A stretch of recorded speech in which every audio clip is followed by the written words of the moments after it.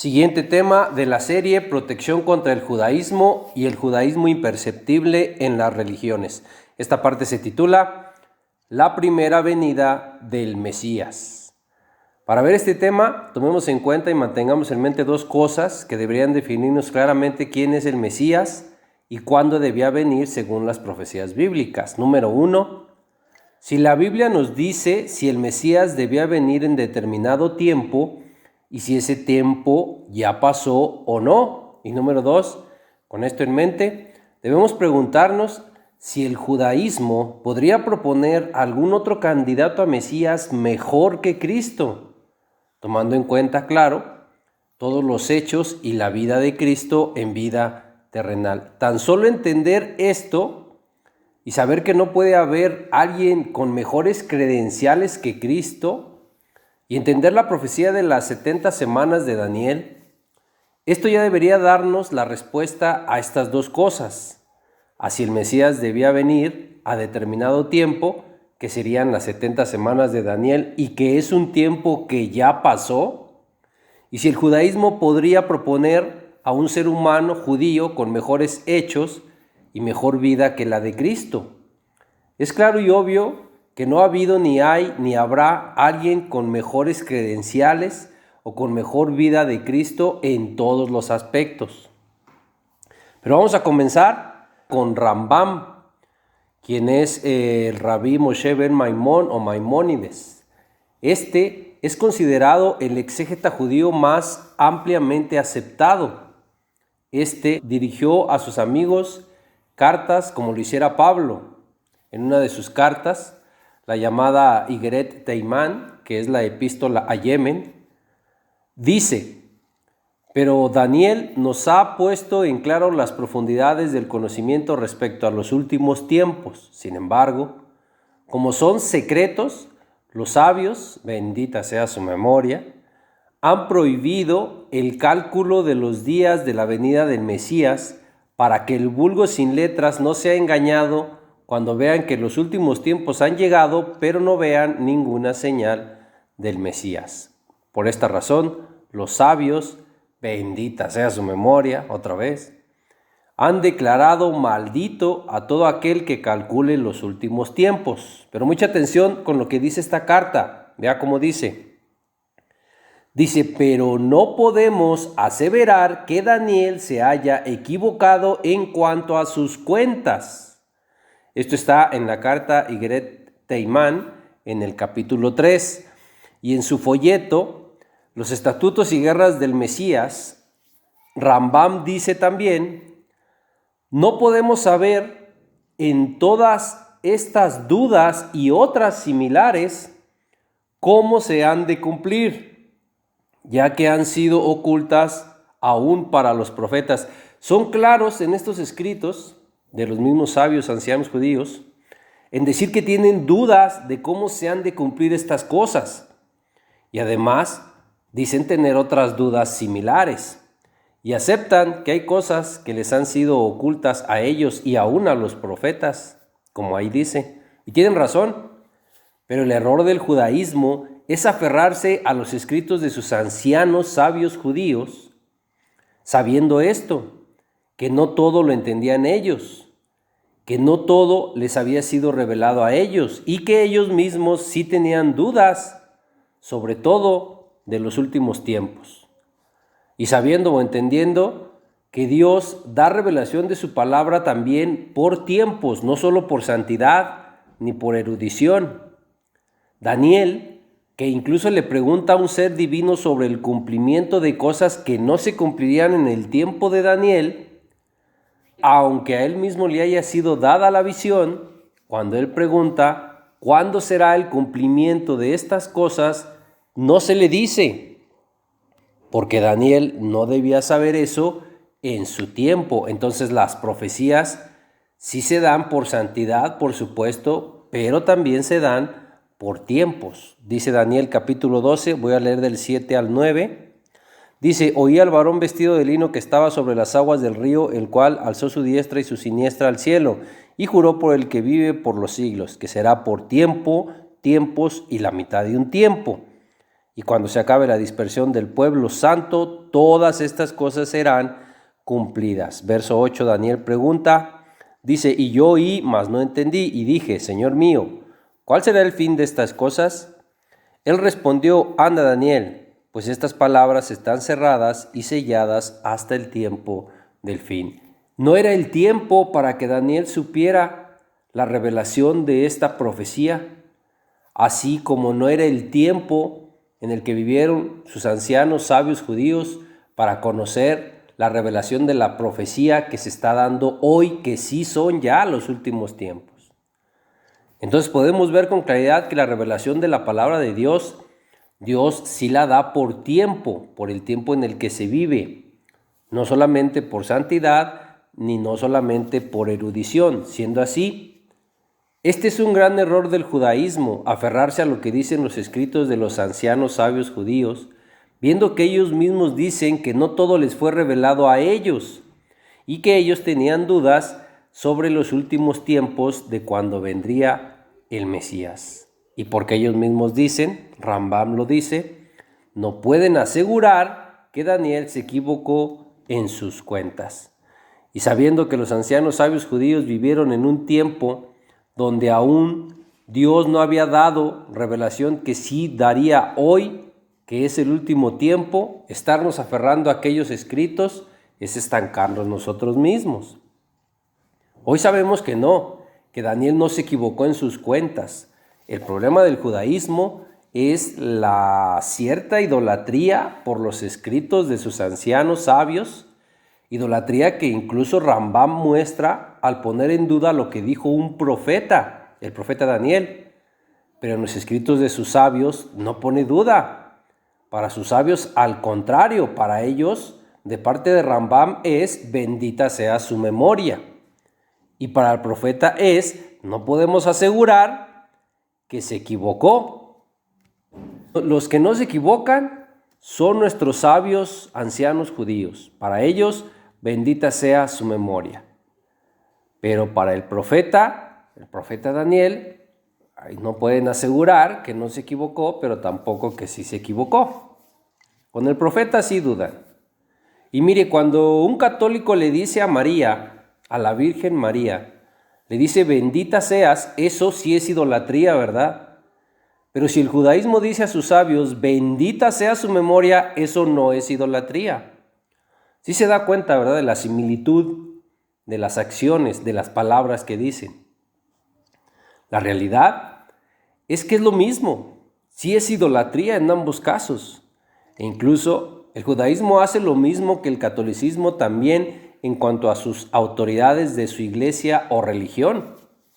Un católico cree en lo que dice el cura o sacerdote por encima de lo que dice la Biblia. Uno del judaísmo hace lo mismo, cree en lo que dicen los escritos de sus ancianos sabios judíos, creen en sus autoridades rabínicas por encima de lo que diga la Biblia. Es lo mismo, pero en otra parte de esta serie veremos más de la idolatría del judaísmo. Por ahora, vamos a seguir viendo sus escritos. Por ejemplo, en el Hilhot HaMelachim, en los capítulos 11 y 12 dice, nuestros maestros no tienen ninguna doctrina especial sobre estos asuntos, simplemente siguen la tendencia particular de diversos versos, los cuales no presentan ninguna doctrina uniforme. En todo caso, lo más importante es no hacer ninguna declaración respecto a la precisión del ordenamiento de estos asuntos doctrinales.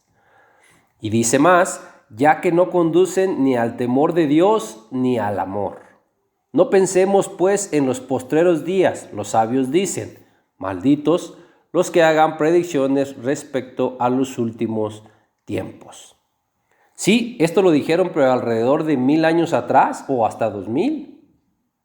Y ya vimos que la revelación de profecía se da también por tiempos, aparte de por santidad, erudición y consagración. Siendo así, si se quedan en los escritos de sus ancianos sabios judíos, se estancarán en lo que fue revelado de la palabra de Dios en el tiempo de esos sus ancianos sabios judíos. Se quedarán en que es maldito el que calcule o haga predicciones respecto a los últimos tiempos, cuando aún el mismo judaísmo puede ver que en el Zohar, Bereshit 118a, dice: la voluntad de Dios es que la fecha de la llegada del Mesías no sea revelada al hombre. Pero, vea cómo dice, pero cuando la fecha se acerque, incluso los niños serán capaces de hacer el cálculo.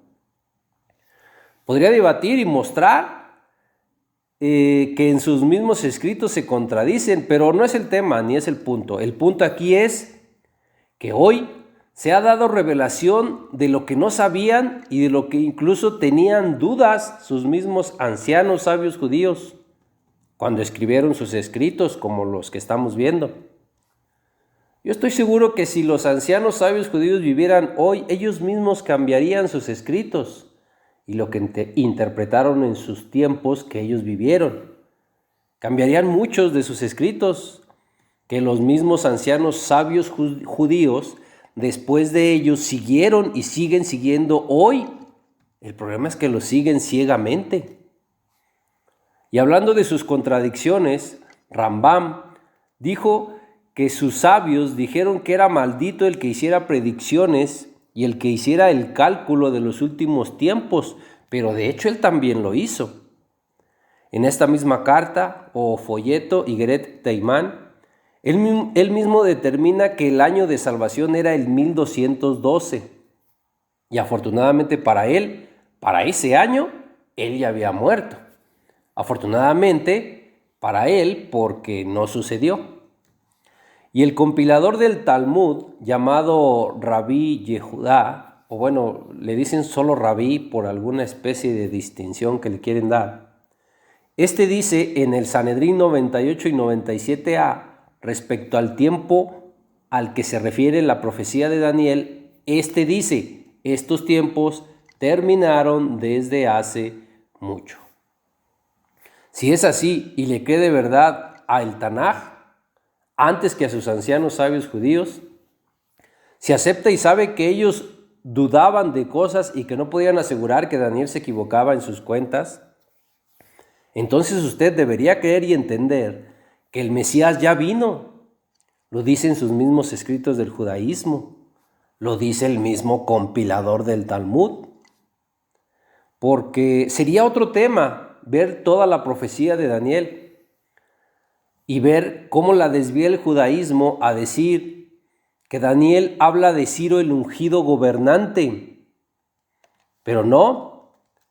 Haciendo el cálculo con el libro de Esdras, podemos mostrar que no habla de Ciro por el tiempo y porque Ciro dio la orden o decreto para reconstruir el templo, no la plaza, el muro y la ciudad. Y la profecía de Daniel no habla de la reconstrucción del templo, habla de la reconstrucción de la plaza, del muro y la ciudad. Y estos no se construyeron en el mismo tiempo. El templo, la ciudad, la plaza y el muro no se reconstruyeron en el mismo tiempo. Dice Daniel, capítulo 9, verso 25, sabe pues y entiende que desde la salida de la orden para restaurar y edificar a Jerusalén, la ciudad de Jerusalén, dice, hasta el Mesías príncipe habrá 7 semanas y 62 semanas, y se volverá a edificar la plaza y el muro en tiempos angustiosos. Nada tiene que ver la reconstrucción del templo en esta profecía. Es muy claro que se trata de la salida de la orden para restaurar y edificar la ciudad de Jerusalén, la plaza y el muro.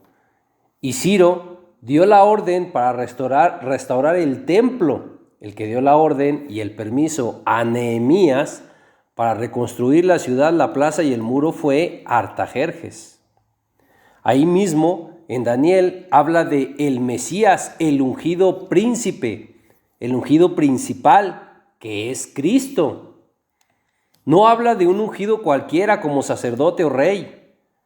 En el verso 24 habla de ungir al santo de los santos. Ningún rey o sacerdote es el santo de los santos. Es muy claro que habla de Cristo, el ungido, Mesías, príncipe y el santo de los santos. Pero como ya mencionamos, ocuparíamos otro tema para hablar de todo esto. El punto es que no, Daniel no habla de otro ungido que no sea Cristo. Y dice claramente en el verso 26, después de qué tiempo se quitará la vida a este ungido, al ungido principal. Y dice que después de que se quite la vida al Mesías, el pueblo de un príncipe que ha de venir destruirá la ciudad y el santuario. La destrucción de Jerusalén y del templo son señales claras de la primera venida del Mesías. Josefo incluso dice que esto se refiere a los romanos y profundiza sobre esta profecía en los capítulos 10 y 11 de su libro de Antigüedades. Ahí dice: Daniel profetizó y escribió acerca de todo esto hace muchos años.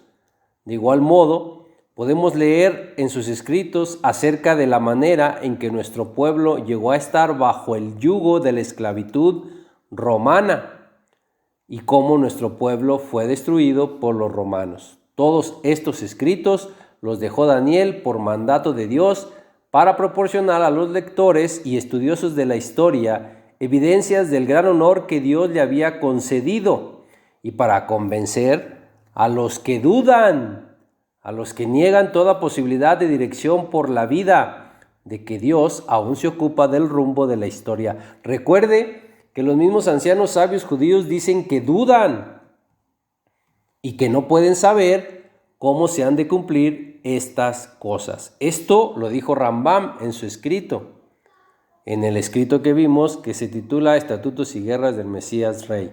Ahí dice que estas cosas les han sido ocultas tanto a ellos como a los profetas. En ese tiempo fueron ocultas como a Daniel se le ocultaron algunas cosas.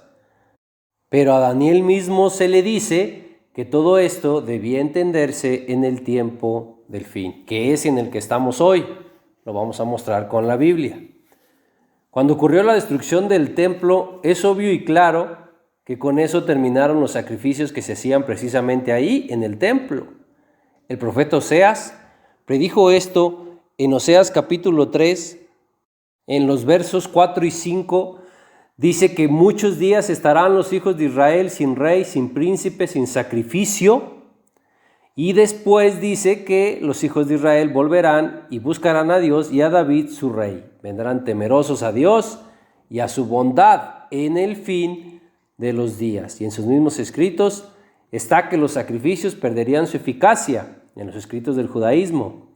Esto está en la misma Mishnah, igual que en la Abodá Shara. Allí hablan de cómo 40 años antes de la destrucción del templo, los sacrificios perdieron su poder y se abrieron por sí solas las puertas del lugar santísimo. El Mesejet o Tratado Yomá del Talmud dice: 40 años antes de la destrucción del santuario, fíjese de qué tiempo está hablando, dice: se apagó su lámpara occidental y se abrieron las puertas del santuario. Entonces, Rabí Yohanan ben Zakkai, que murió aproximadamente en el 90 después de Cristo, dice que éste los reprendió diciendo: templo, oh templo, ¿por qué estás tan lleno de pesar? Esto sé respecto a ti, que serás destruido. El profeta Zacarías ha dicho sobre ti: oh Líbano, abre tus puertas y consuma el fuego tus cedros. Esto hace referencia a Zacarías capítulo 11, verso 1. Y Rabí Yitzhak ben Tablai dijo, ahí en ese mismo tratado, en Yoma 39b, dice: por eso fue llamado su nombre Líbano, porque emblanquece los pecados de Israel. El nombre Líbano, referente al templo, se deriva de la raíz Labán, que significa blanco. El erudito judío Jacob Neusner escribe en su libro sobre Yohanan ben Zakkai que los eventos a los que se refiere fueron resultado de la corrupción general de la moral y que eran una advertencia respecto al desastre inminente. En su relato, de estos eventos agrega en su libro El judaísmo del primer siglo en crisis. Ahí dice: Josefo registró un presagio similar respecto a la masiva puerta oriental de bronce del atrio interior del templo. Aun cuando estaba bien cerrada y asegurada con pernos de acero, la puerta se abrió sola a medianoche. El guardia del templo corrió a reportar el asunto al capitán, quien vino y con dificultades logró cerrarla. Neusner considera que el relato de Josefo influyó en Yohanan ben Zakkai, quien entonces, por su parte, intentó dar explicaciones a los rabinos, pero Josefo no empezó a escribir acerca de las guerras judías sino hasta el año 77 después de Cristo, por lo que no pudo influir sobre el pensamiento de Yohanan ben Zakkai. Usted puede revisar también el libro de las guerras judías sexto de Josefo, ahí lo puede ver. Y por otra parte, esta tradición del cambio de la naturaleza del sacrificio, según la cual había cesado la transformación del manto reluciente de rojo a blanco, cosa a la que se refiere el Talmud en 3 lugares diferentes, esto no pudo haber sido originado por la influencia de Josefo. Rashi afirma en la interpretación del Talmud en Shabbat 22b y en Minhot 86b, ahí afirma que estos admirables eventos fueron manifestaciones de la Shekinah, que es la presencia de Dios, y dice que era como si el Espíritu Santo estuviera abandonando el templo. Esto dicho con todos sus escritos, pero con la Biblia es más fácil. Todo esto está en el Nuevo Testamento, en los 4 evangelios, donde habla de que el velo del templo se rasgó en 2, de arriba abajo, en el momento de la muerte de Cristo. Y la carta a los hebreos también se refiere 3 veces al mismo evento, dándole una interpretación más espiritual. Lo puede revisar en Hebreos capítulo 6, versos del 19 al 20, en Hebreos capítulo 9, verso 12 y en Hebreos capítulo 10, verso 19.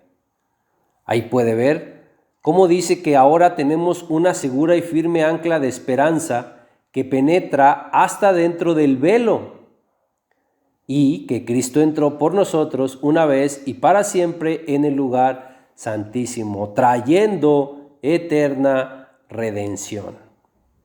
Y de esta manera tenemos libertad para entrar al lugar santo, que es un camino nuevo y vivo, abierto para nosotros. Que en las palabras del libro de Daniel sería: se ha puesto fin al pecado, se ha expiado la iniquidad y se ha introducido justicia eterna o eterna redención. Alabado sea nuestro Dios, que está sentado en el trono, y alabado sea el Cordero que ha sido inmolado por nosotros.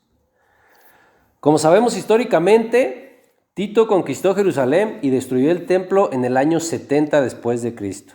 Y el Talmud habla de los eventos de 40 años antes de esto, por lo que habla del año 30, que coincidentemente es el año del sacrificio de Cristo, del Mesías, del ungido, al que le sería quitada la vida en ese preciso tiempo, 40 años después del sacrificio de Cristo. Entonces sí vendría lo que ya vimos en la profecía de Daniel.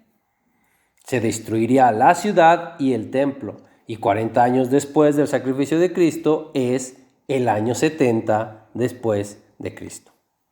Todo se cumple y se cumplió como lo dice la Tanaj.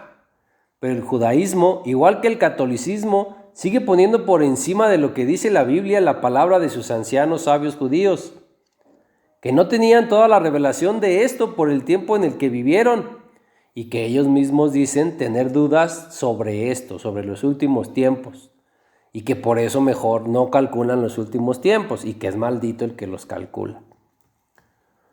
El tiempo en el que vendría el Mesías es claro que ya pasó, lo dice el mismo compilador del Talmud. Y en el pasado no ha habido, ni hay, ni habrá alguien con mejores credenciales o mejor vida que la de Cristo para ser el Mesías. Nadie más podría calificar mejor que Cristo para ser el Mesías. Pero veamos más de los escritos de sus sabios ancianos judíos, como por ejemplo lo que escribió Gilel en el Sanedrín 99a. Ahí dice: no habrá ningún Mesías para Israel, porque ya lo han disfrutado en los días de Ezequías. Ahí mismo en el Sanedrín 97a, los rabinos veían en la tradición de Elías que el Mesías debió haber venido después de los 2000 años del dominio de la ley o Torá.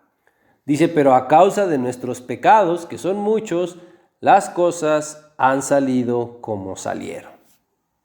Ahí habla también de que el mundo existiría por 6000 años y dice: en los primeros 2000 años habrá desolación, en los 2000 años siguientes prosperará la Torá, y en los siguientes 2000 son los días del Mesías. Dice otra vez: pero a causa de nuestros pecados, que fueron grandes, las cosas salieron como salieron. Nosotros, en nuestro presente, sí estamos viviendo en el tiempo del fin, que comenzó desde que sí vino Cristo y que sí es el Mesías, y que son los últimos 2000 años, porque vino hace 2000 años y regresará 2000 años después. Hoy estamos a punto de su regreso, y por esto es que los últimos 2000 años son los días del Mesías. No porque el Mesías estaría aquí 2000 años, esto es lo que se entiende mal, pero que el Mesías esté 2000 años en la tierra no lo dice en ningún lado en la Biblia ni en la Torá. Cristo no viene a estar en la tierra 2000 años. Cuando sea su regreso, Él reinará en la tierra para siempre. Será un reino que jamás será destruido, un reino que permanecerá para siempre. Repito, en ningún lado dice que vendría a estar 2000 años el Mesías en la tierra. Los últimos 2000 años son los días del Mesías, pero porque vendría terminando los 2000 años donde prosperó la Torá, y sí fue ahí donde vino Cristo, sí, el Mesías, y este mismo regresaría 2000 años después de su primera venida. Y así fue, y así es, y así será. Ya estamos por terminar hoy esos últimos 2000 años, que son el último tiempo. Dice Primera de Juan, capítulo 2, verso 18: hijitos, ya es el último tiempo, y según vosotros oísteis que el anticristo viene, así ahora han surgido muchos anticristos. Por esto conocemos que es el último tiempo. Dice muy claro: ya es el último tiempo. Desde el presente de Juan, que fue aproximadamente 2000 años atrás, desde 2000 años atrás ya es el último tiempo. Dice al final: por esto sabemos que ya es el último tiempo. Los últimos 2000 años que estamos viviendo hoy, desde que Cristo estuvo en la tierra, son el último tiempo y son llamados los Heblei HaMashiach. Es el tiempo de los dolores de parto del Mesías. Y si ellos no creen en el ungido, ellos son los muchos antiungidos de los que habla esta cita. Y Juan decía: ahora, desde el tiempo de Juan, han surgido muchos antiungidos, muchos anticristos o antimesías. Es lo mismo, el significado de la palabra es lo mismo, solo con diferentes idiomas. Pero sí, todos los que no creen en el ungido Cristo como ungido, los que no creen en Cristo como Mesías, estos son los antimesías. Son anti porque no creen en Él. Y desde el tiempo de Juan, desde 2000 años atrás, desde que Cristo estuvo en la tierra, ya habían surgido muchos que no creían en Cristo como Mesías, que igual como los hay todavía muchos hoy, entre los cuales, pues sí, tristemente, hay bastantes de nuestros hermanos del judaísmo que no creen en Cristo como Mesías. Discúlpenme, pero si no creen en Cristo son anticristos. Si no creen en el Mesías, son anti-Mesías. Todos aquellos que siempre estuvieron atrás de Cristo fabricándole situaciones para querer hacerlo tropezar en algo de la ley, que sabemos que eran los judíos, las autoridades de la iglesia y los principales de ese tiempo. Todos ellos eran los antimesías de aquellos tiempos, eran las autoridades principales de los que eran parte los escribas que escribieron esas enseñanzas del Talmud y la Cábala y de estudiar la Torá por porciones y por niveles, y son a los que están siguiendo hoy las religiones para aprender Torá. Eso es lo que están siguiendo hoy para aprender Torá. A quienes siempre estuvieron en contra de Cristo es a quienes están siguiendo. A los que era y siguen siendo hoy anticristos, antimesías, porque están en contra de Cristo. Y que son a los que Cristo corregía y los reprendía porque estaban enseñando mal la Torá. A esos doctores de la Torá eran a los que corregía Cristo. A esos llamados hoy erróneamente rabinos. A esos es a los que están siguiendo hoy para aprender Torá. Si usted utiliza Parashá, niveles de interpretación, Talmud, Cábala, cualquiera de estas cosas, si las utiliza para aprender Torá, usted está siguiendo a estos de los que estamos hablando y de los que estamos viendo aquí. Y sé que lo hacen sin darse cuenta. Lo hacen porque tal vez se les haga un método y sistema bueno para estudiar Torá. Pudiera parecer bueno, pero si se da cuenta de quiénes está aprendiendo, usted sabrá que está aprendiendo de los anticristos, porque son los que están en contra de Cristo, porque son los que no creen en Cristo como Mesías. Y no olvide que son aquellos a quienes Cristo corregía de sus enseñanzas de la Torá, porque no estaban interpretando ni enseñando bien la Torá. Se alcanza a ver esto todavía, ¿verdad? O ya lo cegó el judaísmo con su conocimiento, sabiduría y ocultismo de hombre. Todo eso es de hombre. Porque si estos mismos de los que estamos hablando tuvieran la sabiduría oculta y el misterio de Dios, estos mismos principales escribas que escribieron el Talmud y la Cábala y las enseñanzas de estudiar por la Torá por porciones y niveles, si estos hubieran tenido la sabiduría oculta y el misterio de Dios, nunca habrían crucificado al Señor de gloria. En 1 Corintios, en el capítulo 2, en los versos 7 y 8 dice: mas hablamos sabiduría de Dios en misterio, la sabiduría oculta, la cual Dios predestinó antes de los siglos para nuestra gloria, la que ninguno de los príncipes de este siglo conoció, porque si lo hubieran conocido nunca habrían crucificado al Señor de gloria. La sabiduría oculta y en misterio de Dios, ninguno, dice ninguno de los principales de todo ese siglo en el que vivió Pablo y en el que se estaba escribiendo el Talmud y la Cábala, ninguno de esos conoció la sabiduría de Dios oculta y en misterio. Si lo hubieran conocido, nunca habrían crucificado a Cristo. Estas autoridades de la iglesia, estos principales escribas y fariseos, estos que son los anticristos, los antimesías, porque desde ese tiempo, desde el tiempo de Cristo y aún hasta hoy, seguían y siguen estando en contra de Cristo, porque no creen en Él como Mesías. Pero vamos a revisar más a fondo el Sanedrín 97a, que ya lo habíamos leído, donde dice que el mundo existiría 6,000 años y en los primeros 2,000 años habría desolación, en los 2,000 siguientes prosperaría la Torá y en los siguientes 2,000 son los días del Mesías. Dice, pero a causa de nuestros pecados que fueron grandes, las cosas salieron como salieron. Las cosas salieron como salieron. Se evidencia que no tenían la revelación de esto. Los últimos 2,000 años serían los días del Mesías, sí, así es. Pero estamos hablando de 2,000 años.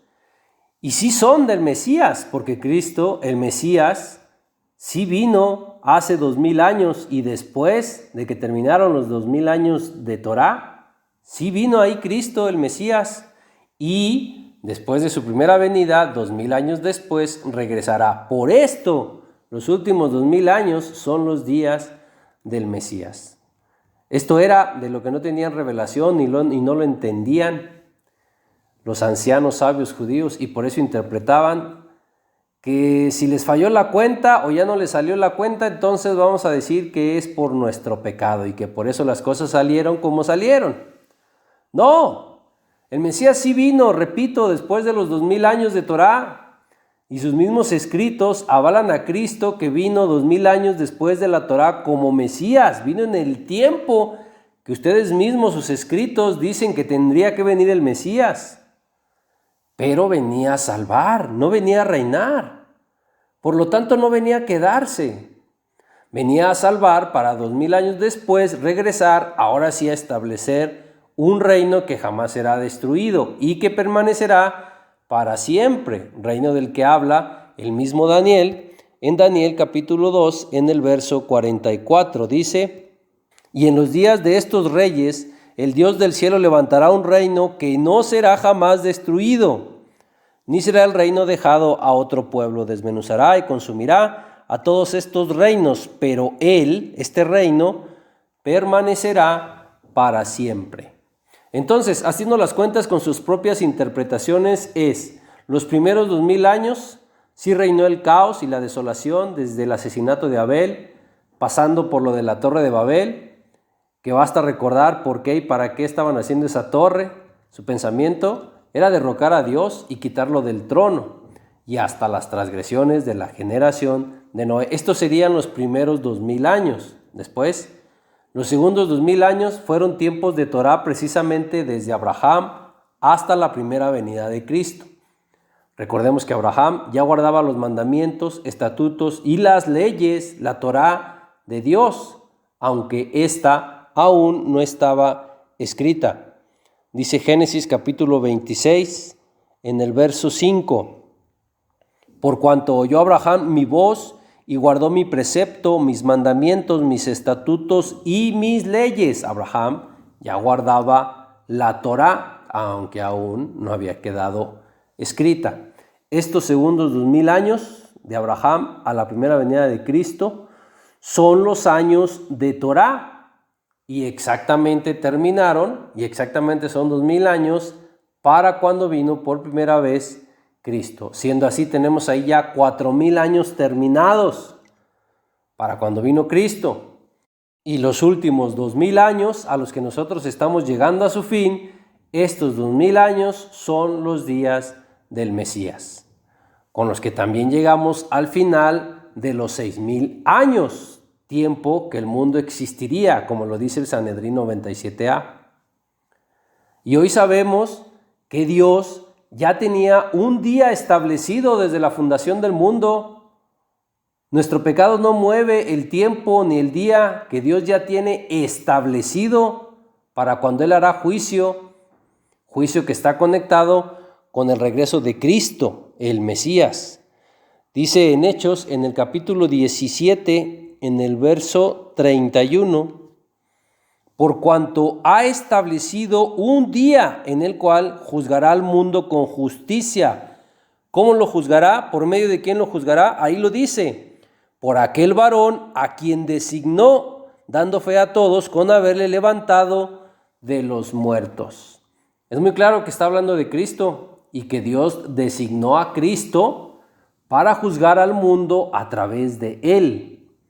Y Dios ya tiene establecido un día en el cual juzgará al mundo por Cristo, por aquel varón que él designó y que levantó de los muertos.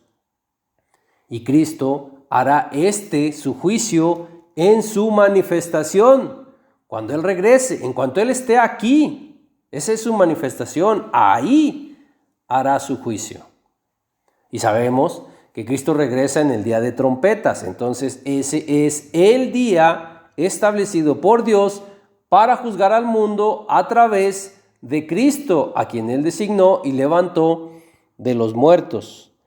Dice segunda de Timoteo, en el capítulo 4, en el verso 1, te encarezco delante de Dios y el Señor Cristo, que juzgará a los vivos y a los muertos, cuando, dice ahí, en su manifestación. y añade y en su reino. Entonces es muy claro ahí cuándo va a reinar Cristo y es muy claro cuándo va a juzgar. Él va a juzgar en su manifestación. En cuanto se manifieste, en cuanto sea su regreso, Él va a juzgar, pero será Dios juzgando a través de Cristo. Repito, Cristo hace juicio a los vivos y a los muertos en su manifestación.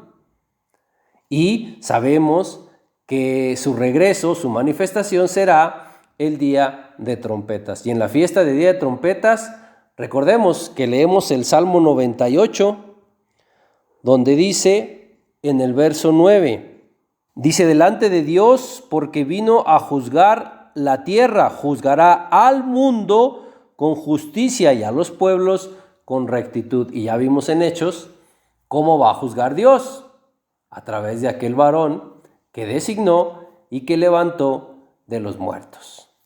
Este día ya está establecido por Dios. No lo puede mover nuestro pecado, por grande que éste sea. Solo es que a los antiguos, en los tiempos talmúdicos, no se había dado esta revelación de estas cosas porque no eran para ese tiempo.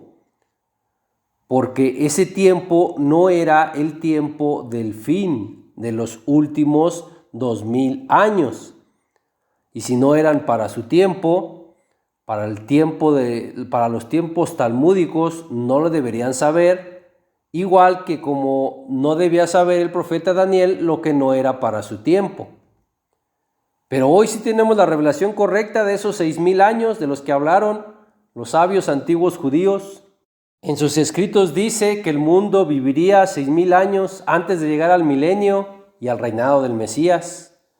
Y tenemos esta revelación hoy por el tiempo en el que vivimos, no porque hubiera más santidad en nosotros que nadie. Nosotros somos los primeros pecadores, como dijo Pablo, de los pecadores yo soy el primero.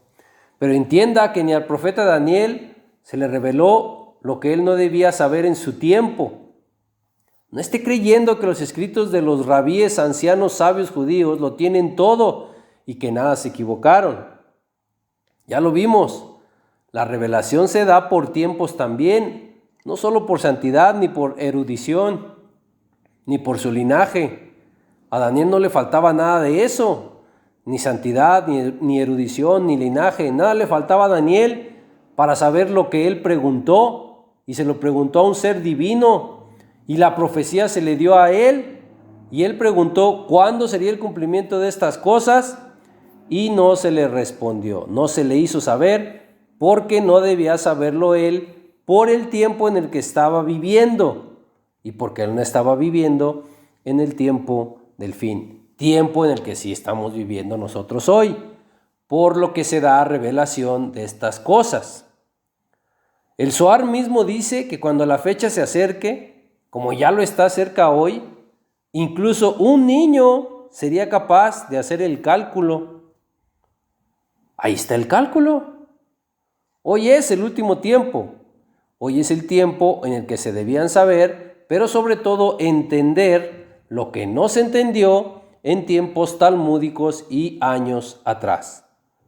Y los escritos de los rabinos, ancianos, sabios judíos no fueron escritos en el tiempo del fin, en este tiempo del fin, donde hay este tipo de revelación de la palabra de Dios.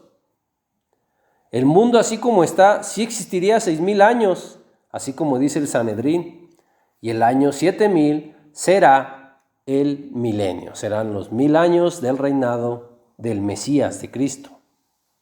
Repito, nuestro pecado no mueve la fecha. El día que Dios ya estableció para juzgar al mundo a través de Cristo, que es a quien Dios levantó de entre los muertos y a quien Él designó para juzgar. Hoy, en este último tiempo, podemos entender que ya pasaron 2000 años de caos, de desolación, ya pasaron 2000 años de Torá, y ya estamos en el último tiempo, dice Juan, que son los últimos 2000 años, que son la era mesiánica. Y repito también, terminando estos últimos 2000 años, llegamos al término de los 6000 años, donde es el regreso de Cristo. Ese es el día que Dios estableció para juzgar al mundo por Cristo. Cristo juzgará a vivos y muertos. Ya lo vimos en su manifestación, en su regreso. Ahí se conecta todo. Estos últimos 2000 años son la era mesiánica o era cristiana. Es lo mismo, aunque cristianos y mesiánicos peleen y crean que son diferentes. La palabra Cristo es la misma que la palabra Mesías. Las dos palabras significan ungido, solo es diferente idioma, pero el significado es el mismo. Por lo tanto, mesiánicos y cristianos son lo mismo en definición, aunque en religión estén peleados y tengan creencias diferentes. La era mesiánica es lo mismo que la era cristiana en cuanto a eras, no en cuanto a religiones. Como ya lo vimos en el Talmud, hay un extenso comentario sobre la venida del Mesías, iniciando con la aseveración de Rabí de que estos tiempos han pasado desde hace mucho. La venida del Mesías no depende ni dependía del arrepentimiento o de nuestro pecado, porque como ya lo vimos, Dios ya tiene establecido un día para esto. E incluso el Sanedrín 97b dice sobre Isaías 49:7, dice: se postrarán a causa del Señor que es fiel, del Santo de Israel que te ha escogido. Y Rabí Eliezer cayó, porque esto significa que la salvación vendrá en cualquier caso, aún sin arrepentimiento. Esto lo entendían los rabinos en sentido mesiánico, y la destrucción del templo y la dispersión de los judíos y todo lo que ya hemos visto, incluso con sus escritos, en lo que les ha acontecido y en la historia, todo muestra a ellos mismos, al judaísmo les muestra que el Mesías ya vino, porque el Mesías debió haber venido durante el tiempo del segundo templo. Y dice la profecía de Hageo, en el capítulo 2, en el verso 9, dice: la gloria postrera de esta casa será mayor que la primera, ha dicho Dios de los ejércitos, y daré paz en este lugar, dice Dios de los ejércitos. Y Malaquías capítulo 3, verso 1 dice: y vendrá súbitamente a su templo el Señor, a quien vosotros buscáis, el ángel del pacto, a quien deseáis vosotros. Claro, Cristo, el Señor, entra en el segundo templo, y por eso este templo tiene mayor gloria que el primero. Y no solo es opinión nuestra. El rabí David Kimi dice: el Señor, el ángel del pacto, es el Mesías, el que Malaquías dice que vendrá súbitamente al templo, al segundo templo, al que sí entró Cristo, que por lo mismo este templo tuvo mayor gloria que el primero. Zacarías capítulo 11, verso 13, habla de las 30 piezas de plata que fueron arrojadas en la casa del Señor, y a las que se hace referencia con Judas Iscariote. Y es claro que esto ya sucedió.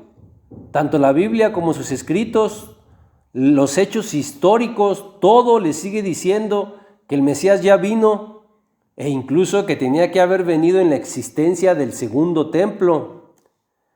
El Salmo 118:26, que es un himno que según los rabinos se cantará al Mesías cuando venga, este salmo dice: desde la casa del Señor os bendecimos.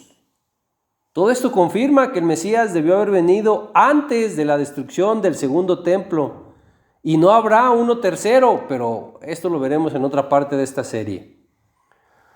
Yendo a la bendición de Jacob, siguiendo en el mismo tema, donde dice que no será quitado el cetro de Judá hasta que venga Silo, aquel a quien pertenece, dice: y a él obedecerán los pueblos. Esto está en Génesis 49:10.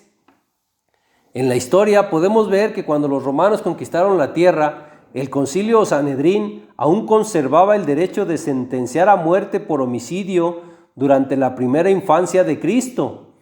Pero en el año 6 después de Cristo, Herodes Arquelao, hijo de Herodes el Grande, fue depuesto y desterrado a Galia por Augusto, y el historiador Josefo En su libro Antigüedades 17, dice que cierto Esenio de nombre Simeón había profetizado que este gobernante, todavía judío aun cuando fuera solo de nombre, profetizó que sería expulsado en el 10º año de su reinado, que fue como de hecho sucedió.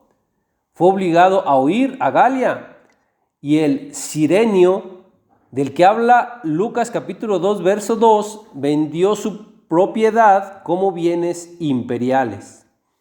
Y fue así como Coponio, según la historia, fue el primer procurador romano de Judea, nombrado en el año 6 después de Cristo, y ahí es cuando el Sanedrín perdió toda su autoridad. Después de esto es cuando podemos ver en la Biblia que ellos mismos, el concilio del Sanedrín, le dicen a Pilato: a nosotros no nos es permitido dar muerte a nadie. Esto lo puede revisar en Juan capítulo 18, verso 31. Aquí ya no les era permitido como concilio o Sanedrín juzgar a pena de muerte a nadie, pero antes sí lo podían hacer. Es decir, que para este entonces ya no tenían el poder ni autoridad que tenían. ¿Qué significa esto? Que había sido quitado el cetro de Judá. ¿Y cuándo sería quitado este cetro según la bendición de Jacob? Cuando viniera Silo, el Mesías, aquel de quien es ese cetro.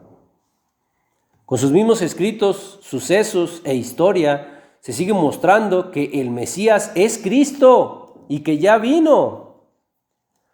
Todavía podemos ver al Rabí Ramón en su obra El Mesías en ambos testamentos.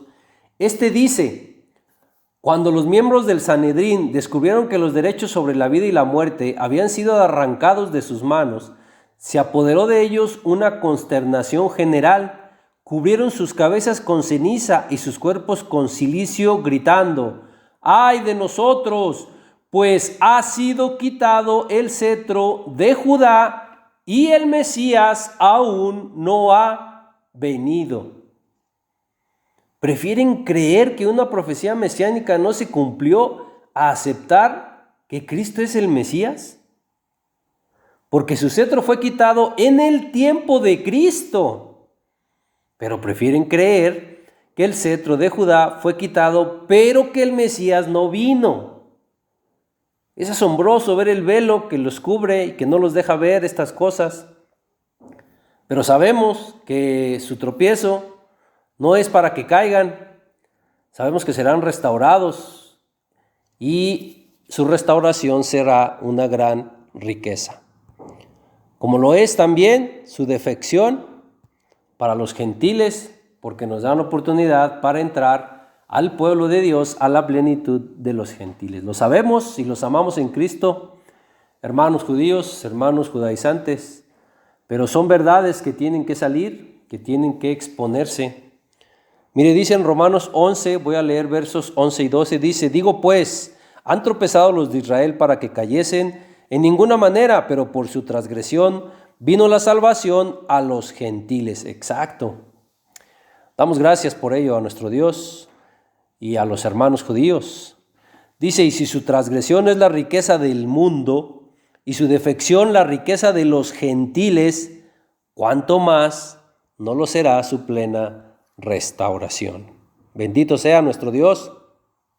Y el verso 25 todavía dice, de ahí de Romanos 11: pero no quiero, hermanos, que ignoréis este misterio, para que no seáis arrogantes. Esto es para los hermanos que apenas estamos entrando al pueblo de Dios. No seáis arrogantes en cuanto a vosotros mismos, que ha acontecido a Israel endurecimiento en parte, hasta que haya entrado la plenitud de los gentiles. Por último, si el cetro les era quitado, era porque ya había llegado el Mesías, Silo, aquel de quien era el cetro de Judá. Así está en la bendición de Jacob a Judá. Y es seguro que si voltean al pasado y buscan en la historia en qué tiempo vino Cristo Yeshua e hizo su sacrificio, es seguro que verán que es el mismo tiempo en que le fue quitado el cetro a Judá. Es el tiempo en que los derechos sobre la vida y la muerte habían sido arrancados de sus manos, como lo dicen sus mismos escritos, y como lo dice la Biblia también, cuando ellos mismos, los judíos, le dijeron a Pilato que a ellos no les estaba permitido dar muerte a nadie.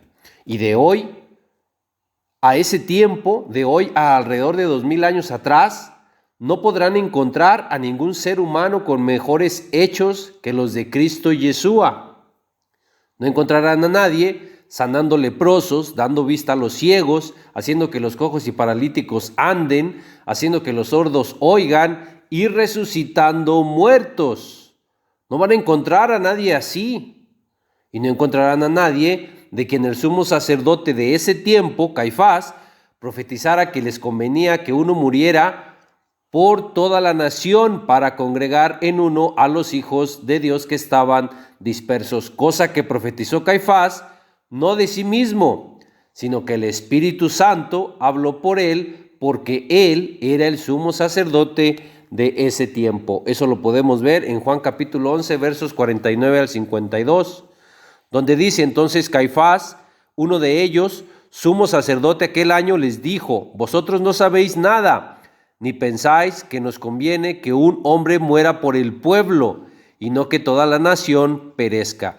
Esto no lo dijo por sí mismo, sino que como era el sumo sacerdote aquel año, profetizó que Yeshua había de morir por la nación, y no solamente por la nación, sino también para congregar en uno a los hijos de Dios que estaban dispersos. Hermosas palabras. Hermano judío y judaizante, no se ciegue, abra los ojos, no se cierre a una creencia. Acepte a Cristo Yeshua de verdad y cree en Él de verdad. No solo diga creer en Cristo solo para meter a las religiones los métodos, enseñanzas y escritos de una religión que niega a Cristo Yeshua como Mesías, religión que es el judaísmo. Ya vimos que los que niegan a Cristo Yeshua como el Mesías son los mentirosos y los engañadores. Eso se lo dice la Biblia. Los amamos, hermanos, pero por favor, no vengan a contaminar a las religiones con mentira y engaño de métodos, escritos y enseñanzas de quienes negaron a Cristo Yeshua como el Mesías. No vengan a hacerlo porque muchos están cayendo en eso. Y ustedes están contaminando a las religiones y están contaminando incluso el Nuevo Testamento. No vengan a contaminar el Nuevo Testamento con lo que ya tienen contaminada la Torá. No vengan a contaminar al Nuevo Testamento con secretos y misterios supremos. No quieran aplicar en el Nuevo Testamento lo mismo que aplican en la Torá. La Torá misma dice en Deuteronomio 30, versos del 11 al 14, ahí nos dice muy claramente la Torá que la palabra de Dios está muy cerca de nosotros para que la cumplamos. La palabra de Dios no está en secretos y misterios supremos, no está en la Cábala ni en el Talmud, no está en los Midrashim, no está en la Gematría, no está en la Shefirot. Todo eso es sabiduría de hombre. Repito, por favor, no venga a contaminar las religiones y no venga a contaminar el Nuevo Testamento con todo eso. Y usted, hermano cristiano de religión, por favor, no deje que lo contaminen con todo esto. Vamos a hacer aquí una pausa, lo veo en la siguiente parte. Que Dios le bendiga y le guarde.